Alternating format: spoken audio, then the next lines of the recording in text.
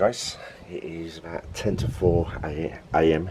I actually activated the, you probably can't see this that well, I know it's not very good, this low level light camera, because it's very pitch black. Sadly the council took the LEDs off in some of the parts of the street.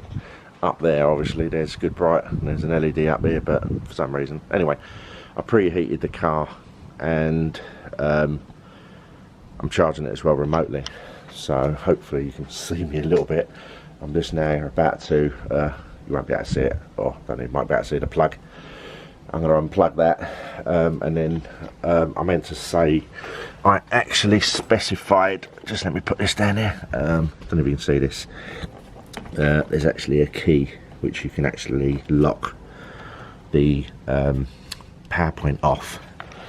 So what I need to do, just give me a second, where's the keys, would help. Right, what I need to do is, first of all, there we go, you'll probably be aware of what I've just done, just basically stop the charging, or just let me wrap that over there.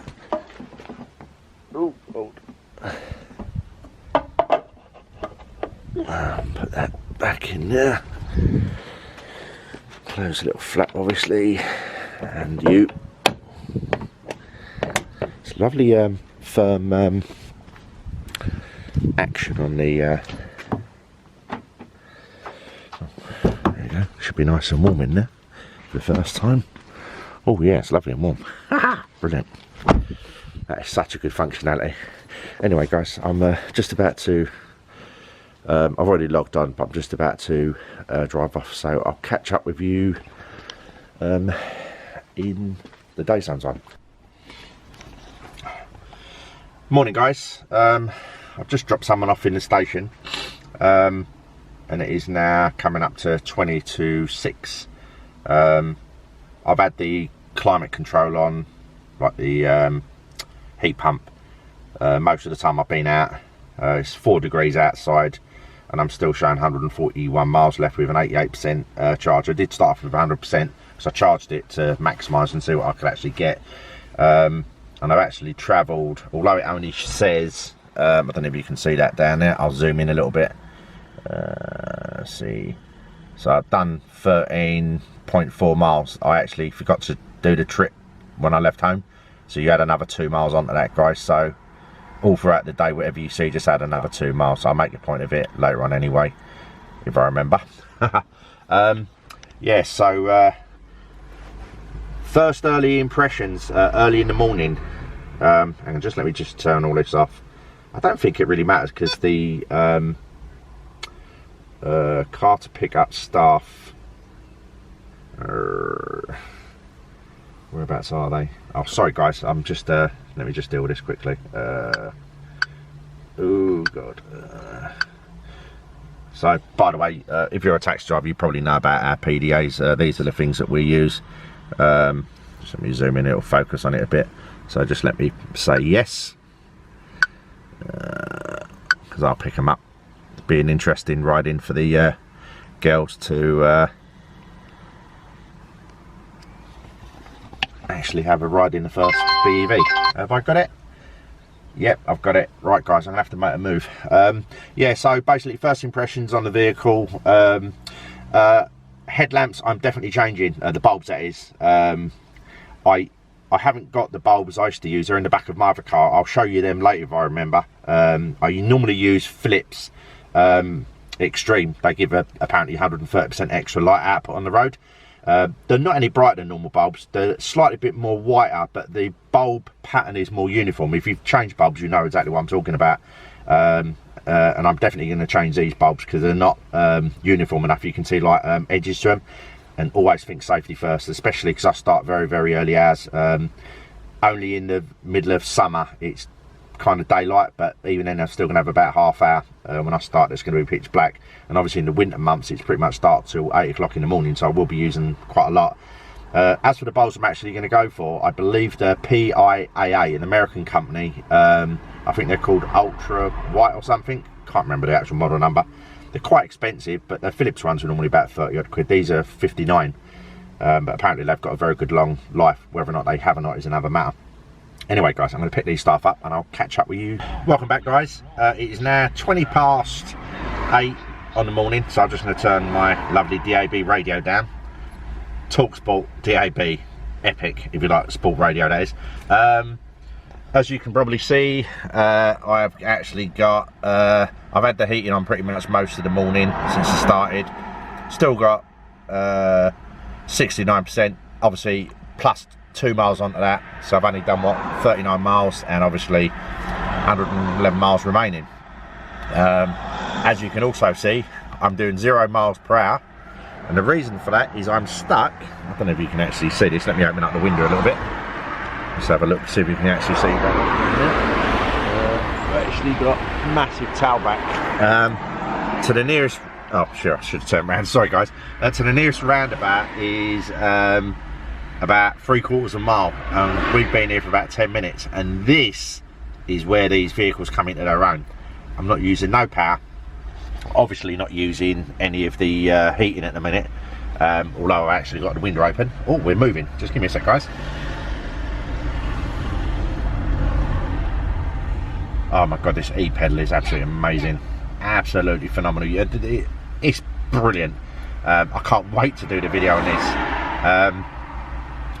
One thing I have actually activated on the vehicle in the settings, and I wasn't aware of it, it was in the quick guide. I haven't even started on the big manuals yet, and that is the fact that you can actually set the e-pedal to come on automatically all the time, so you haven't got to keep the, which is a brilliant idea. The only thing I wish you could do, which I'm not sure if you can do, is actually do the same with the B mode. So effectively when you go down into drive, it activates the B mode. Maybe you can let me know in the comments below, save me digging the manual out. Time is now just coming up to 12 o'clock. I've only done about 64 miles since I started work this morning. It's been exceptionally quiet today. The traffic this morning didn't help. Lost pretty much an hour and done absolutely nothing. But it happens sometimes if you're in the taxi industry. It's just, there's nothing we can do about it. So the first working day impressions, absolutely amazing. I really can't wait to do this video regarding the e-pedal. It absolutely makes driving so blissful, especially when it's heavy. It just feels so natural. I don't know why. I understand why people haven't done it for years, but I think every vehicle should have it. It's absolutely amazing. If they could actually make something work, I suppose they probably can't do it with internal combustion engines, but they could definitely do it with hybrids and plug-in hybrids, as well as obviously BEVs. But I don't know if Nissan's obviously patented this technology. Probably have, but it's absolutely amazing. Really love it to bits. You just feel as if your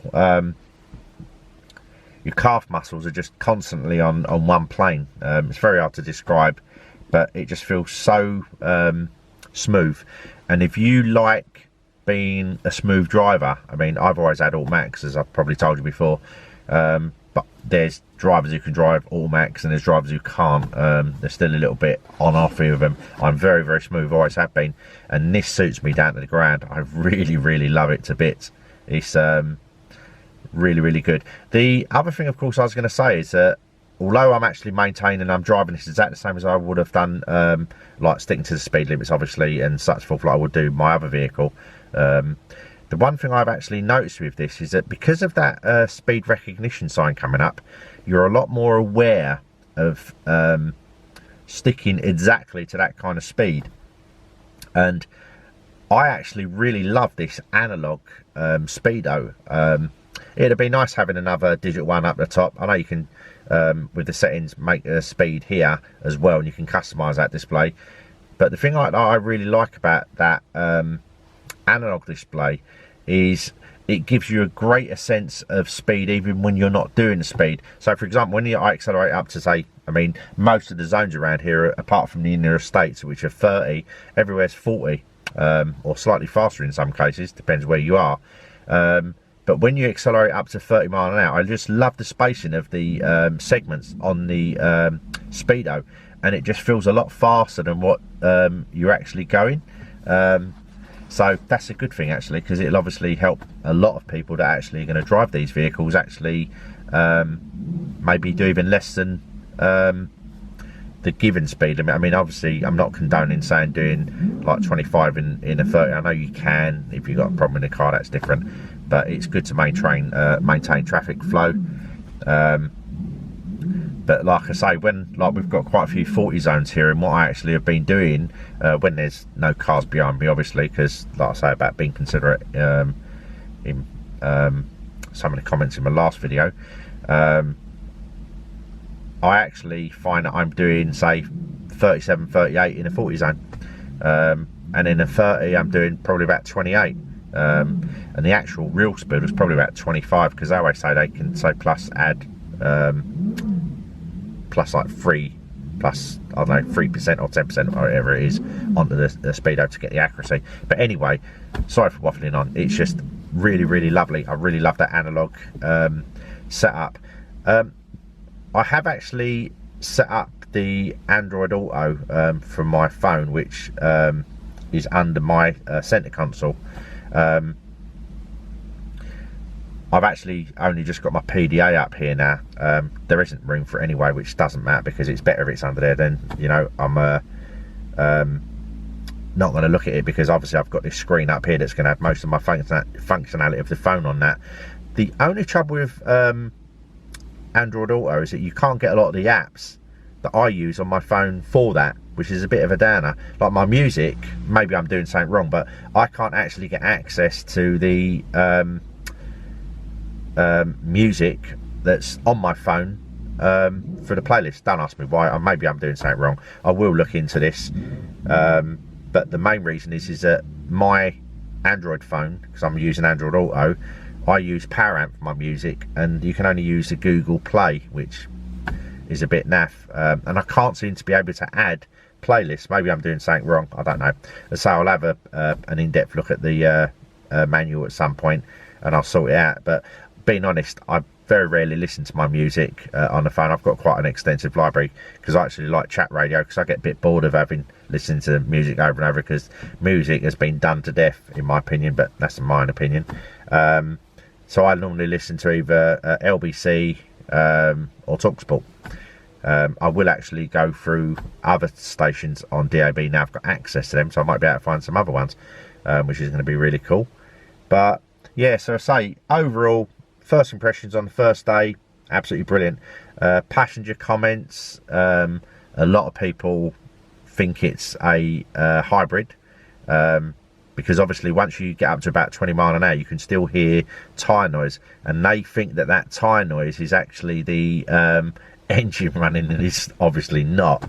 Yeah, so it's been interesting. So we haven't been that busy, guys, so I haven't really had that many like loads and loads of comments, but the ones I have actually picked up, especially the children, absolutely love it. And obviously in third generation, when they learn to drive, these young kids, the app support is absolutely phenomenal. I mean, the stuff that we've got on the vehicles at the moment is going to be overshadowed by vastness in terms of what you can actually do. Bye.